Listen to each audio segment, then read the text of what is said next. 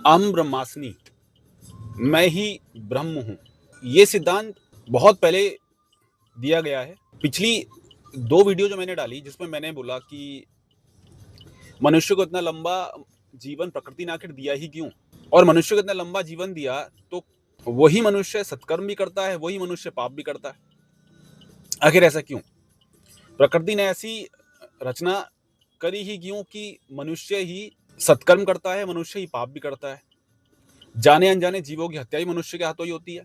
और कहीं ना कहीं ये कार्य तो ब्रह्म का है। ब्रह्म का कार्य है प्रकृति का सृजन करना, प्रकृति का विनाश करना, और यही कार्य तो कहीं ना कहीं हम भी कर रहे हैं।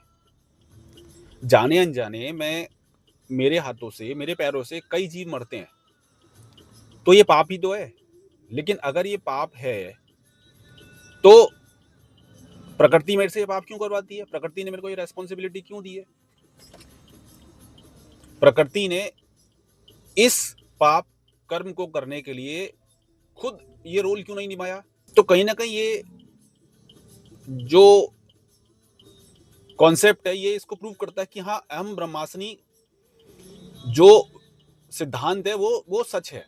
त्रेता युग में विष्णु जी ने राम जी का अवतार लिया था। राम जी हुए मनुष्य योनि में ही जन्मे थे। उन्होंने भी अपने जीवन में एक पत्थर पे पैर रख के अहिल्या को उतारा था। लेकिन ये सब काम एक आम आदमी तो कर नहीं सकता जब तक कि वो ब्रह्म ना हो, उसमें ब्रह्म की प्रॉपर्टी ना हो, क्योंकि ब्रह्म का काम ही जीवन देना और जीवन लेना है। साथ ही साथ अगर मैं आज की बात करूं, हमारे मनुष्य जीवन की, तो मनुष्यों को ये प्रकृति दी है। इस प्रकृति में हम रह रहे हैं। ये प्रकृति हमने पैदा नहीं करी, ये प्रकृति हमें गॉड गिफ्ट मिली है। ये प्रकृति हमारा पेट भर रही है, यही प्रकृति को हम दोहन भी कर रहे हैं। इस प्रकृति का सृजन करना भी हमारा काम है, इस प्रकृति को प्रिजर्व करना भी हमारा काम है। ये काम तो ब्रह्म का है। तो ये फैक्ट भी प्रूव करता है कि अहम ब्रह्मास्मि एक बिल्कुल सही कॉन्सेप्ट है। मैं ही ब्रह्म हूं।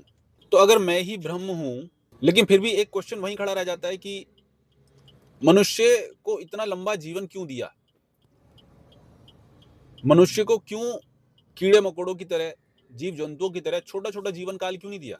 क्योंकि अल्टीमेटली पाप कर्म तो हम भी कर रहे हैं। अगर हम पाप कर रहे हैं, जैसे कुछ लोग जो हैं अपने शरीर पे बम बांध के खुद को उड़ा देते हैं और लाखों लोगों की जीवन ले लेते हैं, वो पाप कर रहे हैं।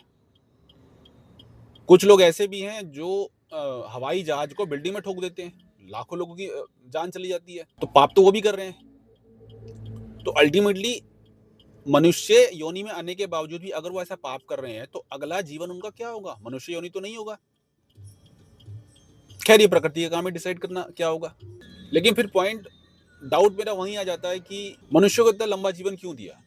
70 साल, 100 साल, 150 साल, 200 साल, मनुष्य को इतना लंबा जीवन क्यों दिया? क्या उद्देश्य है इतने लंबा जीवन देने का? मनुष्य ने करना क्या है? क्या मनुष्य को इतना लंबा जीवन बाल्यावस्था से युवावस्था, युवावस्था से वृद्धावस्था में जाने के लिए दिया? भाई, पहले पढ़ो लिखो, फिर नौकरी करो, फिर शादी करो, फिर बच्चे करो, फिर बुढ़ापा आओ, फिर मर जाओ। तो क्या इसी चक्र में बंधे रहने के लिए मनुष्यों को इतना लंबा जीवन दिया? लेकिन साथ ही साथ अगर हम देखें तो जानवर भी तो ऐसे ही करते हैं।